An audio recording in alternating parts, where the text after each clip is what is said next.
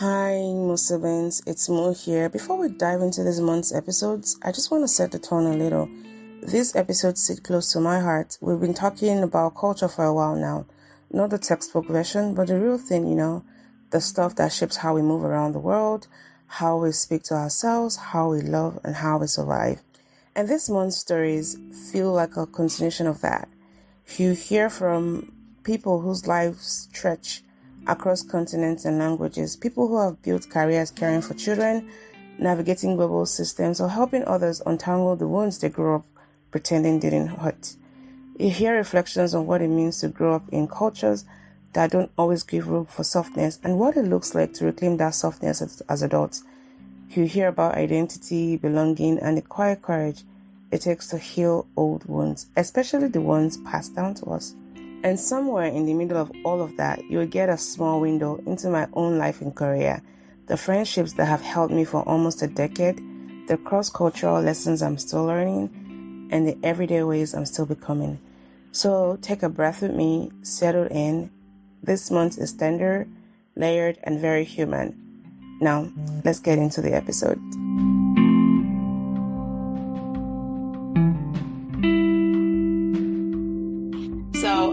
Hello everyone. Welcome to this episode. This is one that sits at the intersection of culture, identity, trauma, and liberation. We are joined by a licensed clinical social worker, founder of a therapy place called Beautiful Sunshine, and the author of a book called Trapped in Their Script. She's a Nigerian-American psychotherapist trained in CBT, mindfulness, and EMDR. Her work is rooted in supporting adult children who grew up under the emotional weight of narcissistic, demanding, or culturally rigid parents. She has worked with individuals through crisis, trauma, and deeply complex family dynamics. And she does it not only with clinical expertise, but with lived experience. In her book and in her practice, she names something many of us have felt but never had language for, that in some families, love is conditional, autonomy is a threat, and self-worth is negotiated. As she says often, you cannot heal what you keep protecting. So today we're talking about breaking the script that was handed to us so we can finally write our own. Everyone, please join me in welcoming Miss Agatha Peters to the podcast. Thank you for having me, Mo. Thanks. I'm happy to be here. Of course. Now, for listeners meeting you for the first time, which I imagine most of us will be, including myself, how would you describe who you are beyond your titles and credentials? Oh, beyond my title, I'm a mom, I'm a wife, I'm a friend. I'm someone who loves to socialize and meet new people. I love cooking, hiking. I live in Oregon, so lots of being in outdoors. So I really enjoy that. So that's who I am. Yeah. Right. Thanks for sharing that. We always like to find out who the people, because as a woman, I feel like we do so many things that we forget just who we are first before we became those things, Yeah. Right. Maybe tell us a little bit about your upbringing, because I know that shapes your work as well. So where you grew up, and if you're able to talk about your siblings and basically stories that you're comfortable sharing about your early life and things that might have shaped the woman you are today as well. So I grew up in Nigeria. I grew up in I grew up in so many parts of Nigeria, but Abuja, I went to boarding school. Federal girls boarding school. Which of the variety? I went to one. Which one? I think it was the Buhari. It's been so many Buhari years girls. ago. Yeah. I went to Oyo. Okay. Yeah. Federal girls. Abuja. Yes. We're Abuja. So I, a lot of my upbringing was, culture, expected all of those things. I did a lot of caretaker role, which I'm sure a lot of Nigerian girls. Females, yeah. We can relate to that. And, church, all the things.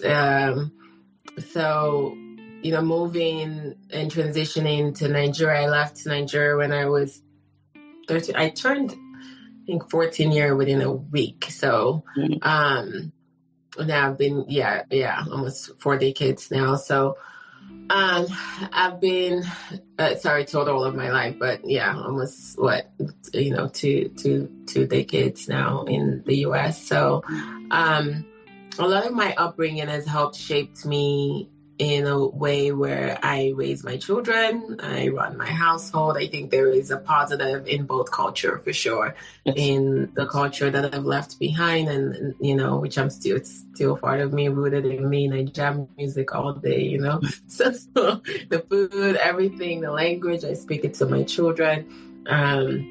I am from Cross River, Calabar, but my husband is Akwa Ibom, but I speak Ibibio to my children.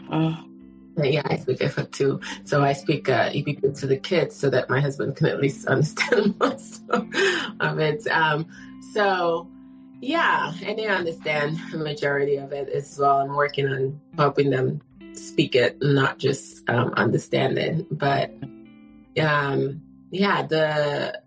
think embracing just those two positive lens has really helped me I think of it as a privilege in a way to know how to be a better parent for my child, my children, what I did not grow up having, what to do to help them, be more healthier individuals as well. So, that's helped me a great deal. And I've been with my husband since I was 18, so it's a long time. Wow. Congrats on all rounds. Now, I have 2 follow-up questions, just quick clarification questions. So growing up in Nigeria, were you the first female child or the firstborn? Well, let's just say my parent, my dad, has had several kids, so different. Okay. One of those. So, okay. I'm the only child of my mother, but of my dad, there's been, and I met 1 year in the U.S. So, wow.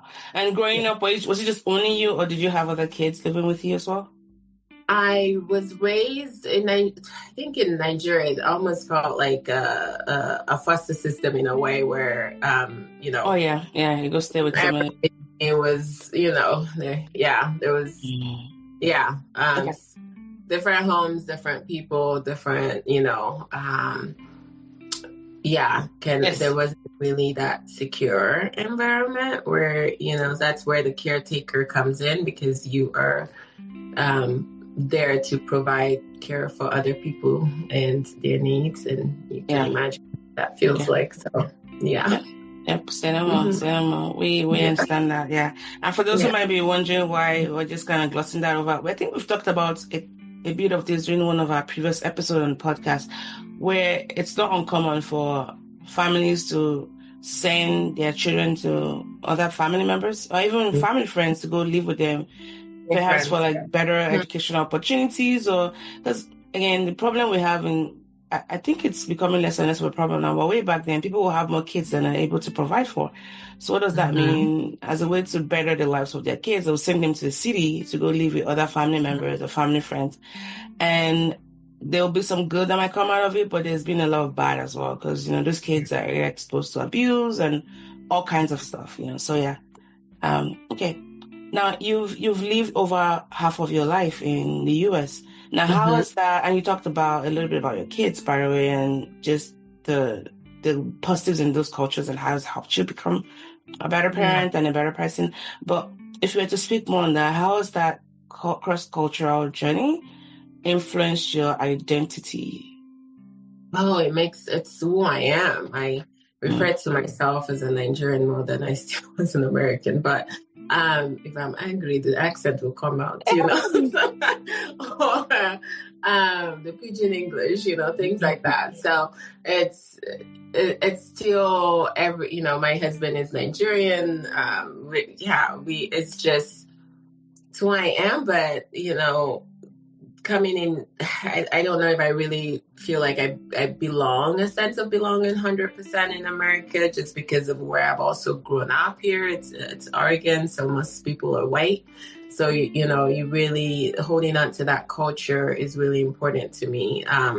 I sort of, even this Friday, I have with all my African all six of us, we're spending a girls' night together. We got Kwaibom, Yoruba, all of them just coming together, and one Ghanaian. So I just try to have a little bit of that because there's not so much of us around here. So it's really, it shapes also my practice and how I see clients from our culture. They don't have to explain things. I just understand. I know. There is also a lot of, you're in South Korea, I think, but there's some similarities too within those collective cultures and how, how the rigidness and parenting, all of those things. So having clients, majority of my clients are from all these different cultures, and they just appreciate having a lens that people can just understand and get. And the struggles too around that, because there's not a lot of individualization, is so much collectiveness and a sense of loyalty. You have to do what you are told to do. So true. So true. And as someone who hosts this podcast with, I tag it as for Blacks, Asians, and those who love them. Mm-hmm. As a way of oversimplification, our cultures are so similar across board. Of course, there's a lot of heterogeneity in between, but that familiar piety, national pride, love for family, like just those things that cuts across, we can understand, right? It's like, I remember the first time I met my career. Yeah, be a doctor, engineer, nothing else, or colossal failure, and then like A is average, B is, Asian F. And then I remember the first time I kind of had a sit-down conversation with one of my Korean friends who became like a portal to exploring Korean culture. And we started talking about our parents, and we spent so much time talking about our mothers. I was so sure our mothers were separated at birth. They had to be twins, because I'm like, why is your mom doing the same thing my mom does? Like, there's no way. And that began to like open my mind about, wow, there's so much similarities. And if I just looked at her like, oh, she's Korean, I'm Nigerian, that's just it, I would have lost that, connection and that, cultural curiosity as well. Absolutely. Thanks for sharing that. Okay. So we've talked a little bit about your background and just, identity and all of the moving parts that have shaped who you are today. Now let's talk about your educational pathway because that also fits into your profession as a therapist. Maybe walk us through, how you ended up being a therapist and using your education as a way. Did you always know you were going to be a therapist, or how remember the whole caretaker role? Oh, yeah. Also some traumas, abuse, all the things, name it. And I think almost to be a therapist and a certain expertise as well, you've gone through a lot of those things yourself, and the hope is you've come out in such a positive light that you hope that your healing process will change others for the positive, to better them. So, that's sort of how I got into that work. And I always knew I wanted to be in a helping profession. I just didn't know what that would look like. But I think I was around 18 or so where during my college years, I was told by a professor in psychology that it is important to sit through your trauma and work on healing yourself before you can point the fingers on others too. And, so I took that into heart. So therefore I went to therapy on my own. And I think that really helped me get everything in life. It really, I don't think I would be here without therapy. And yeah, I mean that quite literally. So it really did save my life in so many ways. And because I saw the power of therapy and how healing it was, without the need for medication, thank goodness, in my case, I didn't need that. But I really saw the wonders it did for me. I just knew I had to be one. Yes. I had a follow-up question about, and thanks for sharing that, by the way. I had a question about the therapy pathway, but I want to ask about the concrete education. So you finished from Nigeria, you moved to the US when you were 12 or 13, and then can you walk us through your credentialing pathways, being a therapist? For those who might be curious to know, Yeah, so I got my bachelor's in social work, and because at first I just wanted to be broad. I didn't, I knew I wanted to do therapy in some way, but just where, what location. So social work is more broad. You can work in hospitals, you can work in group homes, you can work in agencies, you can work everywhere. So that's really what drew me into social work. And then from there, I got my master's in social work again. So I spent 2 years in doing my master's there. Actually, my undergrad was in psychology and child and family. Child and family. And then my master's was in social work. So that's why it took me 2 years versus if you were to do social work straight and it did 4 years, then you would just need 1 year to do master's. You can expedite the program that way. So I, all in all, 6 years of college and then lots of credentialing. Then you have to do internship, that kinds of stuff. Almost 3,000 hours of internship before you actually go into being able to qualify to take the exam. At times you can take the exam without completing yet, but you still can't become a license. You might have a license associate, but not a complete license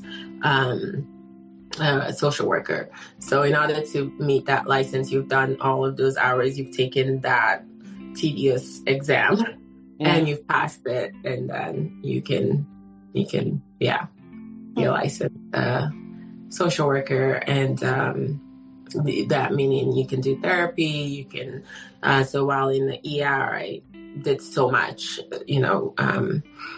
either saving someone that was trying to jump off a bridge to group home, families that grandparent is dying and they don't have a place to put them, or this is cute, I can hear, or a demented patient that is, there is out on the street naked and really no place to go. So it just really varies. But my role there was to really determine, does this person need a higher acuity? Do they, or can they leave by higher acute placement? That might mean that they need to go into a psychiatric inpatient. Or are they safe enough to be in the community? And also given their diagnostics. So Okay.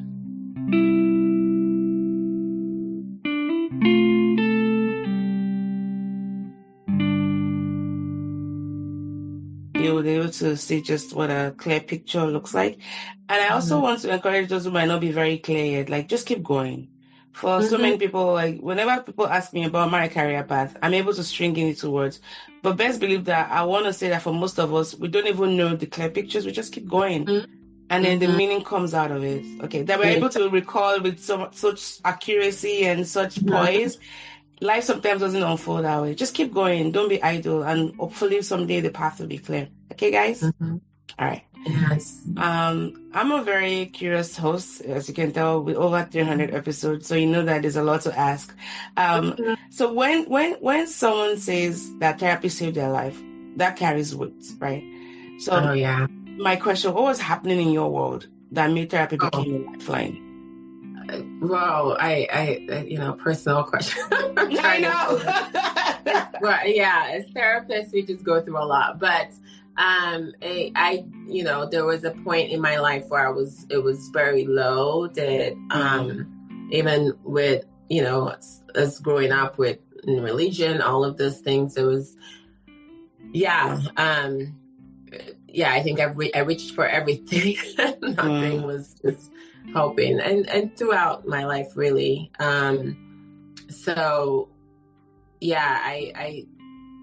that thoughts of not being here and all of those things, and no longer being able to exist in this world felt like, because you feel more like a burden than anything else, not because you want to go, but because you struggle with the feeling of, I'm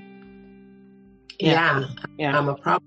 I'm a burden. I cause issues or whatever messages and internal dialogue that you might have grown up feeling. So now, oh my gosh, thank goodness I saved my life. Yeah. I saved so many people in so many ways, and I am so proud of it. My children, my husband, I love life. So yes, hang in there for anyone. You can get that healing. And I'm so happy that was not my story, and it did not end. In those moments. Yeah. Thank you for sharing that. Really, really, poignant. Now, if you could sit with your younger self, the version of you before therapy, what would you tell her? I would tell her, and I think this is also what, when I was forced to go into therapy before when I was 18, when I was forced to go to therapy, I remember a therapist saying, which that didn't really work for me, and I think it was just a handful of sessions or so, but I remember them saying a word that often stuck to me. It's, just wait till you're 18. And I didn't really know what that meant, because for me and my culture, 18 doesn't mean freedom. Anything, I know, right? It's like, what? Like it does in America, 18, it's like, no. But actually I'm happy I waited till but I think letting them know that the future is brighter, that child in me, that the future of what it is that you're experiencing now is just temporary. And when you're in it, it never feels like it's temporary. It feels, it feels so painful that you just, and for children, if you imagine a weight on your body, if you're an adult even, and the weight is 100 pounds and you have to hold that weight every single day, for a child, 100 pounds feels quite suffocating, right? So that's really the life of living in those sort of sadness that no one else can see, but you're carrying that weight around.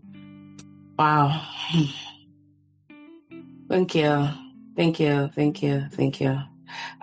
This is not a question. It's more of just a recursive statement. And let me know if this is relevant to you. So I had a psychiatrist on the podcast, Dr. Roth, and he had shared that so he had one of those rare acoustic adenoma cancers that affected his ear. So he lost hearing I think it was his left ear. And he said becoming a cancer patient while working as a psychiatrist transformed, because he does psycho-oncology as well, transformed his practice. It gave him a deeper compassion that textbooks could never teach. For you, I imagine that when you say things like therapy saved your life, you're able to like draw from those experiential, evidence, as it were, to connect more with your patient, saying, Mm-hmm. I might not understand the variety of what you're going through, but I've been here before, and as an African and all that. I don't say that. I don't say that. I don't. Oh, really? You're not allowed to say that? Yes. What is the fun part of being a therapist? You're never allowed to say, okay, you know what? My therapist has never said that to me. You're right. But when they talk, I can always sense it. Yes. Okay. It's playing taboo. You can't say it, but you can show it. It's not about me. It's not about me. It's about the person in front of me. So, and these are why some of the things too, as a therapist, we can't completely reveal. I mean, we could, but so it's boundaries there. So, in so many ways, people also, they look at my website, they're like, that really spoke to me. And really everything on there was written by me. So the people from my struggle and my lens, right? So when they come in, it's people that have been in those same situations as I have oftentimes. So I'm speaking to an audience that identify without me even having to say it. I know it. And we'll get there for them to identify that. Well, that process. Yeah. Okay. Fair enough. All right. Now let's come into the meat of today's conversation. So narcissistic parenting, right? And this was the one of the reasons why we brought you on the podcast. So before I go into the narcissistic parenting, let's talk a little bit about narcissism. I've known about the word even before it became an internet, Now, the word narcissism gets thrown around a lot these days, sometimes casually, sometimes clinically. It's interesting that Google searches for the word narcissist have quadrupled in the past decade. It's becoming part of our everyday vocabulary, especially on social media. But that also means it's often understood, right? Now, as someone who works deeply in this space, how do you distinguish between true? Because not everybody can, like your ex who broke up with you, not everybody can be narcissistic. No. Are you kidding me? No, now, they can have patterns. They can have, normal human self-focus. Exactly. But a true clinical narcissist, like if you find that person, please send them my way, because I want to just observe them. Now, how do you distinguish between true narcissistic patterns and what might just be normal, human self-focus or flawed behavior?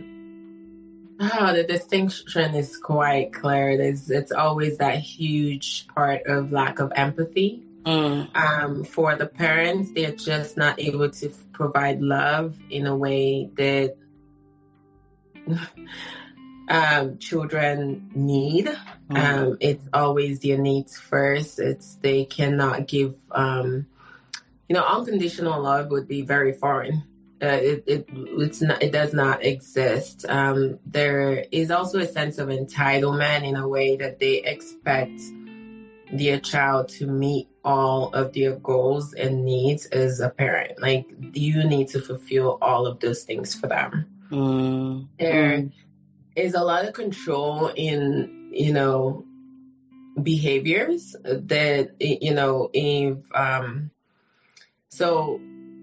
which kind of leads to manipulation and lies. And so the narcissist has no problem with having their kid's life for them. Or like, this is not like, oh, go tell Uncle Sam I'm not around. He just knocked at the door. It's Nigeria. Yeah. My mother says she's not around. That is not what I mean. I mean, like, real deep things that can actually hurt that child. Sometimes even criminal things that they have done really badly. That they need someone to cover for them. They can also threaten to never take care of you, all of those sort of things that are really harmful for a child to even hear. It's not like, oh, I don't want to see you today kind of thing, but it's just that constant, sort of emotional beating. And then when, there's also anger. A lot of these narcissists, they get rage, and is very, they put that on their target. And with parents, really, what people don't understand in these narcissistic parent often, because they always envision, oh, when I think of a narcissist, I think of them as just grandiose and causing issues with everybody, right? Like everyone is so. But, in so many cases, a narcissist is, in this parental role, is that way with your children alone. But oftentimes when they get out in the community, they can play that perfect, amazing, great mom, dad, or, caretaker, or, they can play all of those roles. And, but once they come into the home, that child is now heightened. Their nervous system is up. They can't relax. And then you get beat for not relaxing, right? Or just, so they can wear that, like, when you think of the mask, when they can wear that in a community for a while, but they cannot wear it constant. So whomever you see in the home, sort of like, in relationships too, right? So it's when the doors are closed that you really truly know the person that you're with, so no one might be able to see those bruises because it's happening in the home, but outside, it's that person is driving a nice car, the girl has it all figured out or whatever, and your man is buying you all of these things, but they don't know the evil that goes on in the home. Does that make sense? So, sort of that same sort of things that happen with kids. Okay. Thank you for putting that into context, because again, I have a suspicion that if we keep using throwing the word narcissistic or narcissism, although just willy-nilly, we are at risk of really correcting those flawed human behaviors that are not even, it's just, this person is just having like horrible behavior, and it's almost like a cop-out, right? So if it's okay with you, can we talk about the traits? So let's focus on the traits, because I feel like from the way we were, were brought up, especially we can say a lot of things about Nigerian parenting. African, let me just call it African parenting, because it's, or maybe Asian parenting, right? There's this, almost like this, let me think about how to put it. Parent-children dynamic is so etched in what we like, especially for parents. For children, there's this deference you have to your parents. The one is not checked, it becomes like your parents own you for life. Like everything you do is to pay them back for bringing you into this world. Yes, and that's the unhealthy part of it. I'm not saying it's reflective of every parenting, okay? That's the unhealthy part of it. And as parents, as children, we are, there's that reverence we have for our parents. And when a parent who is not well grounded or have that self-awareness, that can lead to abuse. Right. Yeah. So I guess my first question for you would be this: when someone grows up around these traits, not necessarily a narcissistic parent, but a parent who lacks empathy or uses guilt as a control, what does that do to a child's inner world? It causes low self-esteem, challenges with trust, just, difficulties to feel loved by others. So, they have grown up seeing how they receive love from you. Might be through manipulation, might be through, inside all of these things. So therefore, they think that that's what love should be. That makes sense. So that's what they see. So that that continuation of repeating the cycle, it's a very telltale sign that if you did have a parent that is a narcissist, you will almost often be with a narcissist at some point in your life. Yeah. Again, that's just how you thought that love should be. So yeah. That makes and sense. then there's also, if we go further along the line with people that are, real core narcissists, they, a lot of my clients are coming in with PTSD, difficulties even living life without being triggered with core memories of the trauma that happened, feeling anger and rage. In the worst situations, I've seen people actually be homicidal around your narcissist. Wow. And to do that to a child as a parent, I mean, it's really, it's rough. So helping them through that, and it takes time too. So I've seen, depression, anxiety, those ones are just OCD, not control too. I want everything together. And, that's what they were, thought for so long. This narcissist is showing that constant need for control. So this person might need to control every aspect of your life just to make sure it's safe, and whatever safe is to that person. So not to mention other illnesses, chronic illness, physically. Right. Stress. So that's the thing that people don't understand with mental health. It literally, you can be decompensating too, physically,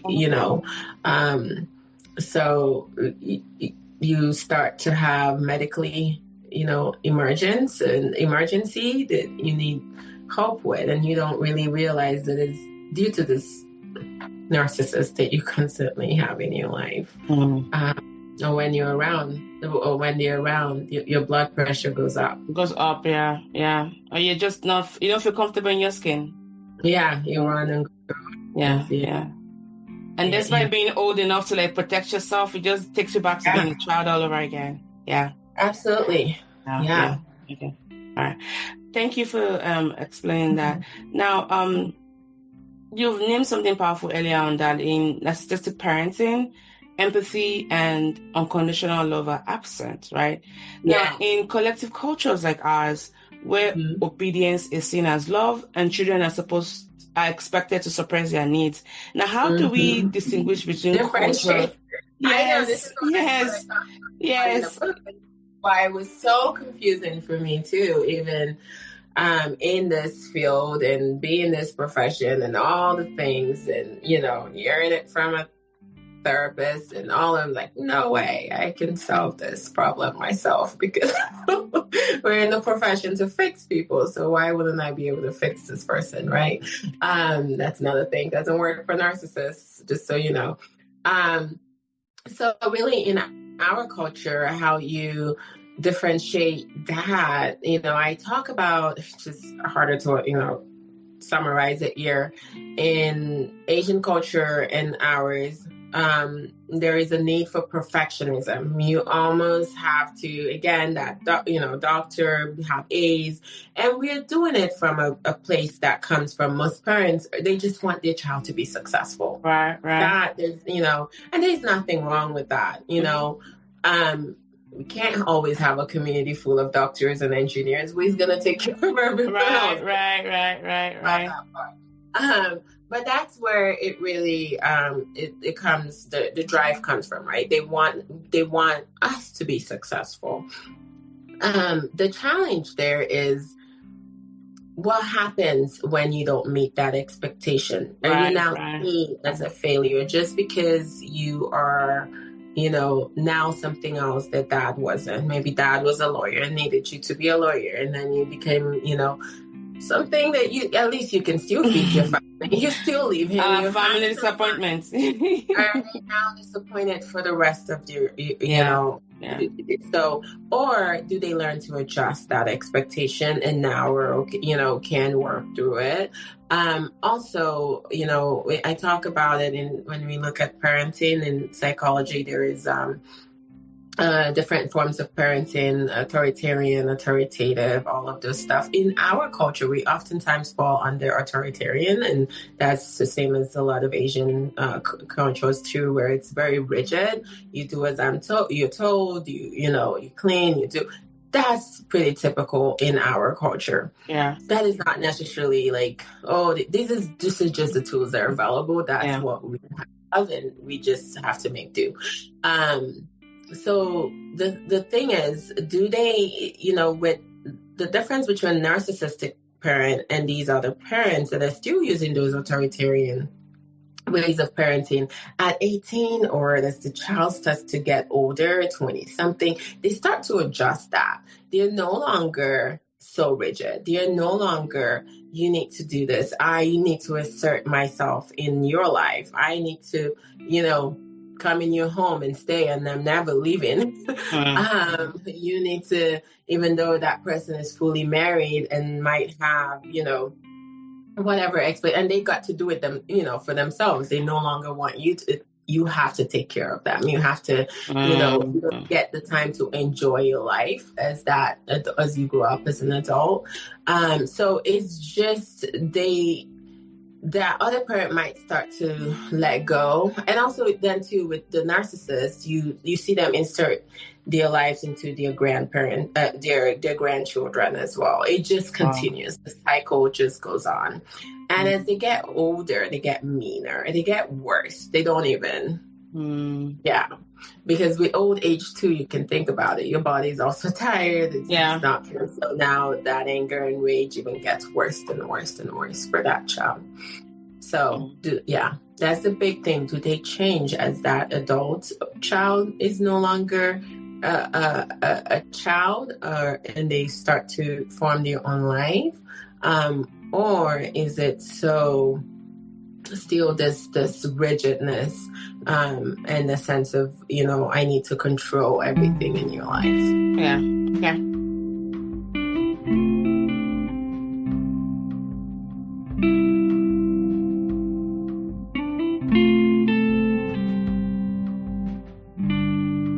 So it seems to me that the pattern never ends. It just revolves as, the child grows up. Yeah. So it seems also that the honors of independence will lie with the child, right? You have to break yourself free. Oh, yeah. Yeah. Now, yeah, exactly. You have to break yourself. So one is recognizing, and then knowing that, yes, this person is, your parents, whoever it might be, is usurping their power over you.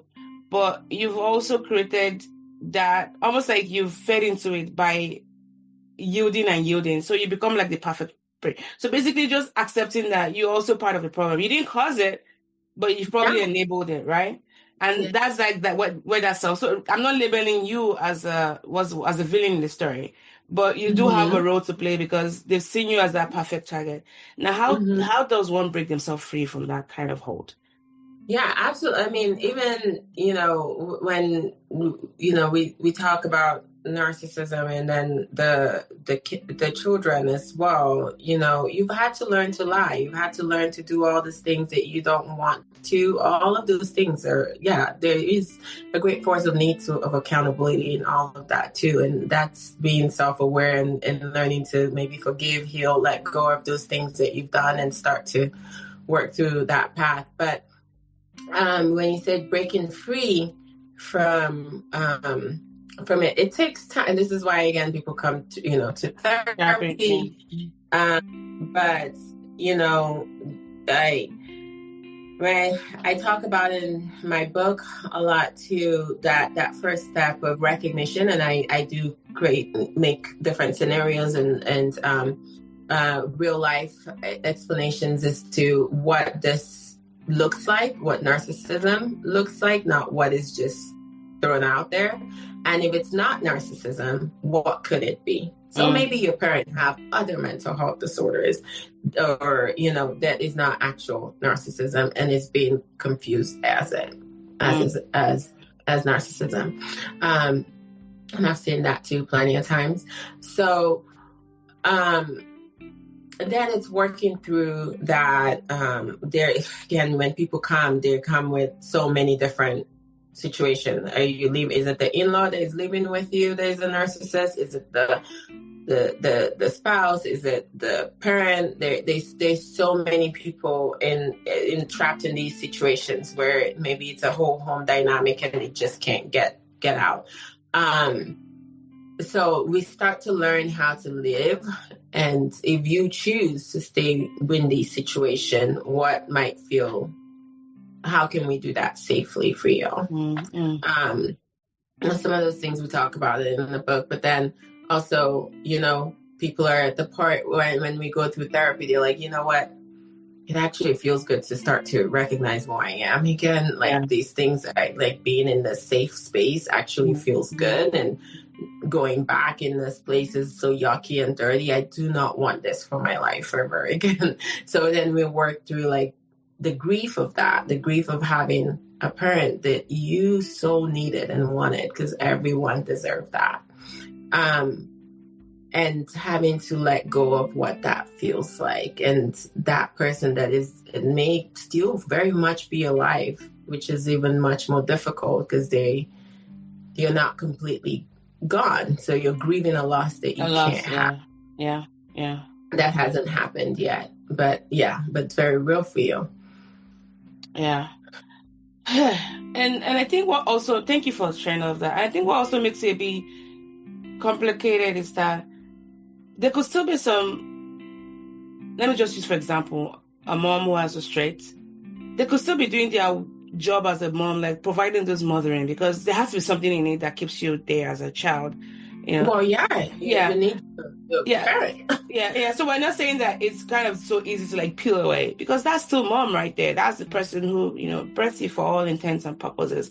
And then if you don't have siblings who maybe they didn't have that experience, because there's something I read many years ago from Gabor Mate that said, no two siblings have the same parents. Your parents kind of parent you differently from your other. You may have been born in the same house and, grew up with the same parents, but your parenting experiences are so different. So, for example, a parent is, not as wholesome to one child, but the other child had this idyllic childhood. And almost you have to keep explaining to them that, hey, I didn't have a good of a time, but you. So again, there's so many complicated layers. All to say, we know that these things are not easy, but if you're a child, a grown-up who's been in that situation, this is just helping you name those feelings, and hopefully you begin to seek some form of help to liberate yourself, because the liberation will have to come from you. No one is coming to save you. Well, this is, when you say the different children, this is what I also help my clients work through family systems, because in different family systems, especially ones with narcissism, it might look like that of someone with alcoholic family and all of that. You have the hero, you have the golden child, the scapegoat, the just caretaker, caregiver, all of these. So, and people they can identify the mascot, we'll make one laugh every time, but they identify those roles. And sometimes it's realizing, oh my gosh, I completely, I grew up hating my sister for so long because she had it all. She's the golden child. She's the one that was so loved and cared for and put on a pedestal. But even for that golden child, is still so much anxiety because they need to be perfect through it all. So there's a lot of brokenness and healing that needs to get done there in this family system. Yeah. Thank you for highlighting that. Or maybe even hating the other parents who you thought didn't protect you enough from, Okay. Now, before we go into your book, I think 2 follow-up questions in this would be, and we can make it, quick. Remember how, as you say, you hate, No, go ahead. Sorry, go ahead. I think there's a lag all of a sudden, but please finish it up. When you say you hated as you say you hated the parent, it made me think of, remember how the narcissism is formed? That person might have experienced narcissism as a parent, they had a parent too. Then they married a spouse that was a nurse. True. So there's always, even the narcissist is one they have experienced a great deal of trauma Wow. and abuse to, so much that they fall under that. Yeah. Nonetheless, you still have to have that recognition that you can't keep going on with life hurting people. Yeah. Wow. What a good web we weave. I think the key here is everybody should get a therapist. Find yourself an outlet to be wholesome, so that way we don't keep perpetuating hurts, on one another. Yeah. Yes. Yeah. Get into therapy.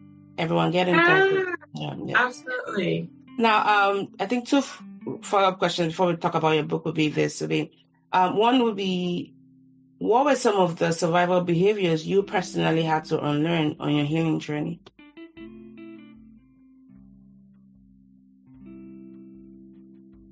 Oh, I think for me, I did a lot of people pleasing. So much. I think, that, when you don't really know what love is supposed to look like. You think almost if I do for people, it's sort of like buying love in a way, right? So you do so much, you cater to others, you pour everything, and then you wonder, well, why aren't they doing the same thing to me? Well, maybe because they have boundaries. They know how to listen to your body when you're tired and all of this stuff, and learning that that's not necessarily a way to seek love, and knowing that you are lovable and how you can get, to just loving yourself first, and the right love and person and friendships even will find you. So it was a lot of that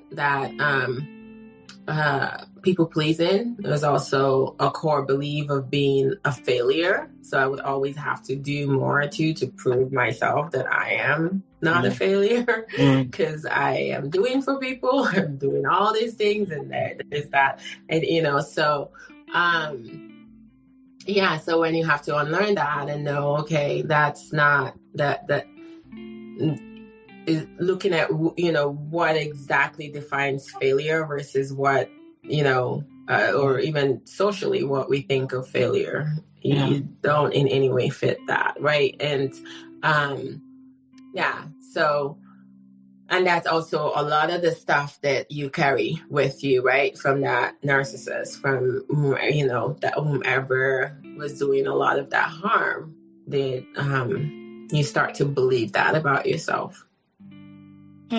That is so deep. Thank you.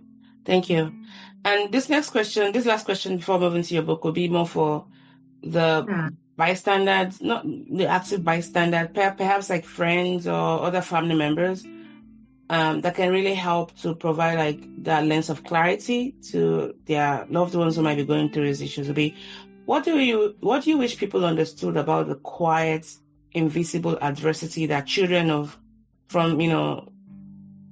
parents who have those narcissistic traits carry into adulthood?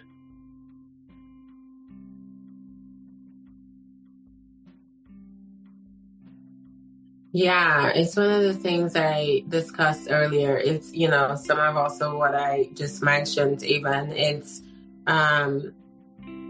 the mental health disorder too that people carry within them, that, those people don't always look, whatever you think mental health might look like, they still look like the doctors and the together, like, quote unquote, it together, because they had to throughout their whole life. Is the deeper wound and layers that one still carries with them. Again, that behavior,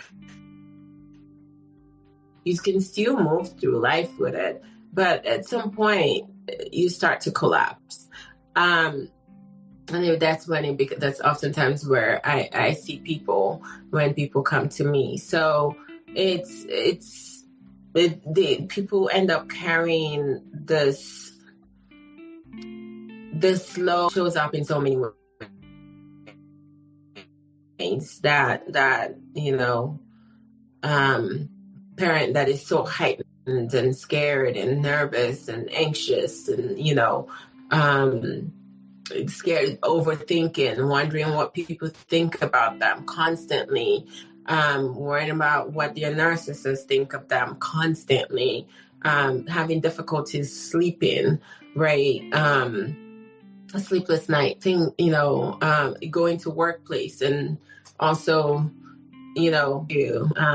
so where sometimes people just can't, they don't concentrate as much. It shows up too as when you're a parent, how you start to parent. Sometimes that's when people should come to see me, because now, they start to never do to my child if I was to have a child that this narcissist did to me. And I don't want to be that person. Yeah. I think that's amazing to actually see that in yourself and try to stop, right? So it can show up with depression and all the things which then we get isolated, and that can look like just that hopelessness. This will not end. I'm always going to have this person to take care of. I have to take care of them when they're older. How do I deal with this? All of these things. So it's a burden that you just sort of carry down. Thank you. Yeah, thank you. As you were, I know I said it was the last question, but as you were talking, I remember there was a trend that was going on TikTok. I'm not on TikTok much, but sometimes those things feed into your Instagram and Facebook algorithm. Now, for this, there's a huge wave of going no contact with your parents, those that have hurt you. How effective do you think that approach is? Is this something you would necessarily offer to a client, for example?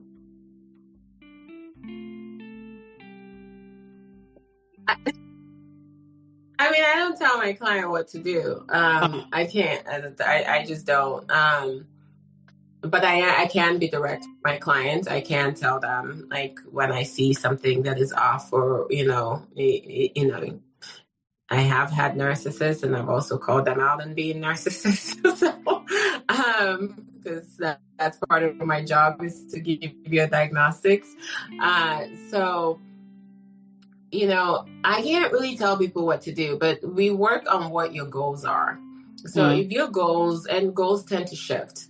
Goals might be you show up in therapy and you said, and I've had this too. I want to go no contact and cut off my parent, my narcissist, So yeah, and I've had the situations of people just, how do I go through this and live with this person, and then I want to feel safe and happy. So it really, and those goals can change. And I don't think there's a right or wrong way. Okay. I think people are wounded. That's what it sounds like. People are wounded. People are sad. People are hurt.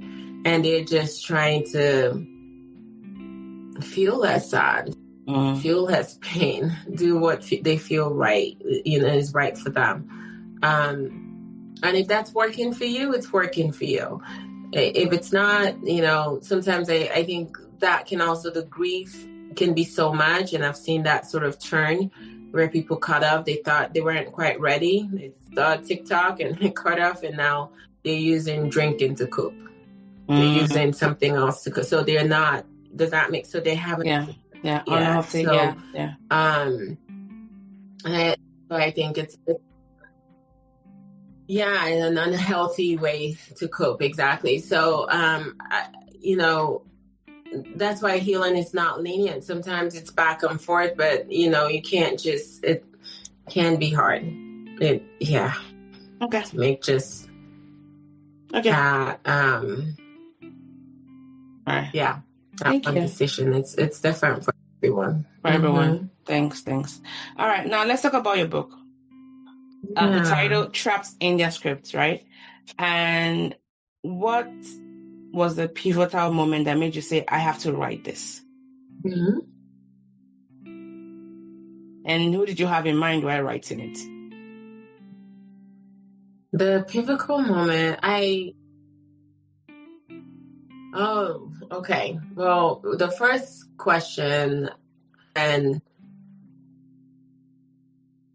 oh my gosh, there were so many different moments. I think I knew I always wanted to write. I just didn't necessarily know it would be this title, because it took me a long time to get to the truth and the realization that this might be it, because in my field, again, like you said, earlier, too, narcissism is really not a straight linear treatment and cure for it. You don't just, and in most cases, narcissists do not want to get help because they got it all and they got it figured out.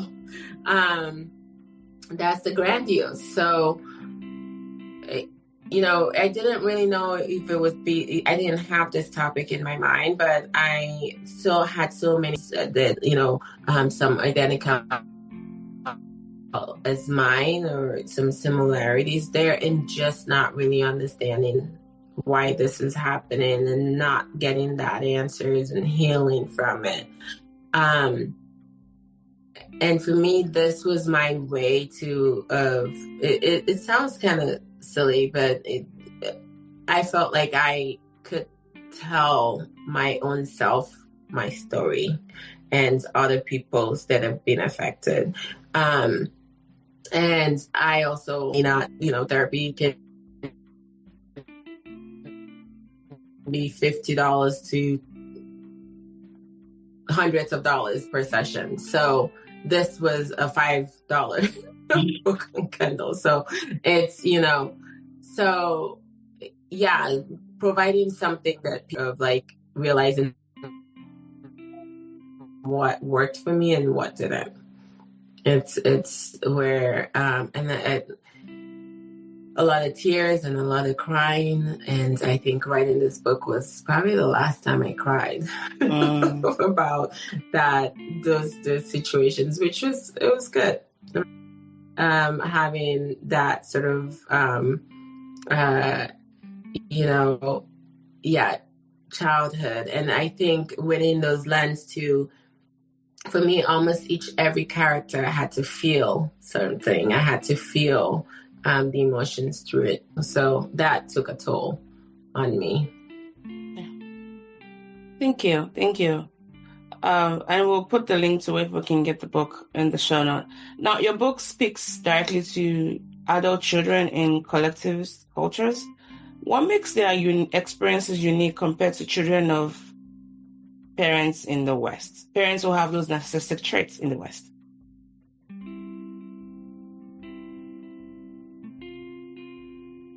Well, first of all, there was really no book out there that spoke to me, my experience, my client's experience. It just didn't. It was the West. It's sort of like the cutoff, the move on, the do. That's not. You don't understand, yeah. That do not have those resources. They do not have the ability to. Yeah, you don't. You can't just go. Your whole community. What does going mean? You cut off, and then what? Like what? Like, and for us too, yes, there is a great deal of shame that we carry too when we, for our cultures, everything is just different. It was different in that way. And I needed to, this is why I wrote the book, was for those audience particularly, and also for therapists that were seeing these, clients that were from different cultures and how to help them. So I've had a lot of therapists tell me how helpful the book was for them to helping their clients, and then also people that have read it. So that was important. Okay, yeah. So that's why I wrote the book. Yeah. Did you hear me completely? Yes. That's why I wrote the book. Yes, I did. I hope that answered most of the questions there. Thank you. Now, let me just think. Now, okay, when someone finally begins healing, what does freedom look like for them?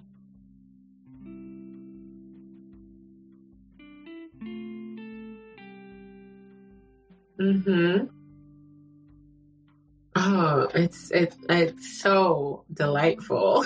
It feels so, and it's almost as though you were in this handcuff, and then someone finally uncuffed you, and now you have the freedom to just move and just be. Freedom looks like not having to deal with anxiety and depression and all these things caused by this person. It feels like you can finally just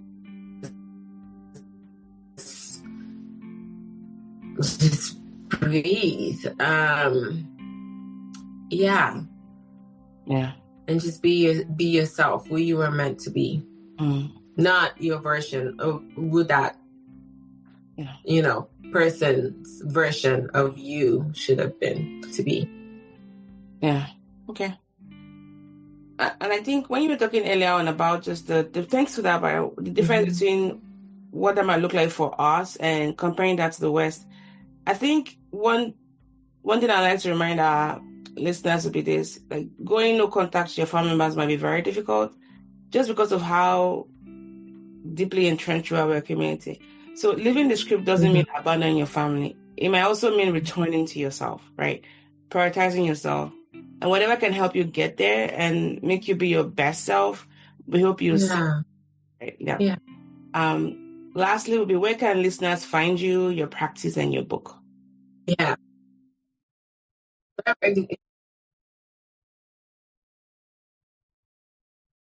So listeners can find me on my website, beautifulsunshinetherapy.com. And my book is on Amazon. Is everywhere books are sold online. So,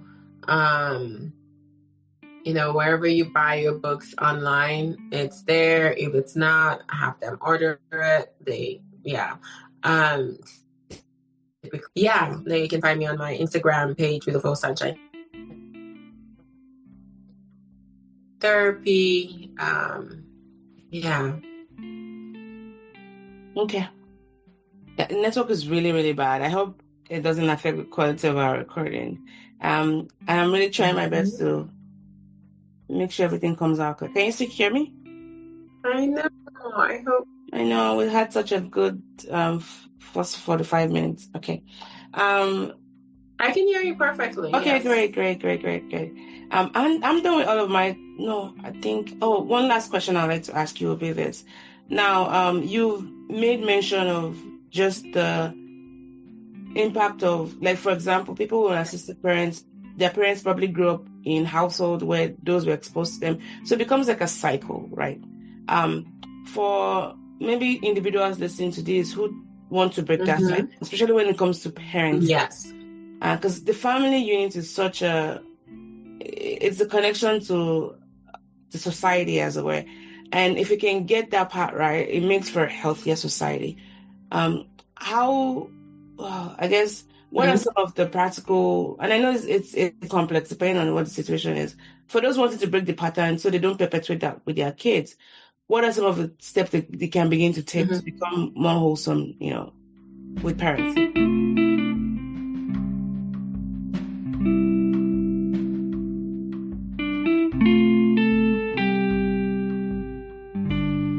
I think easier, without therapy, when you're doing something, when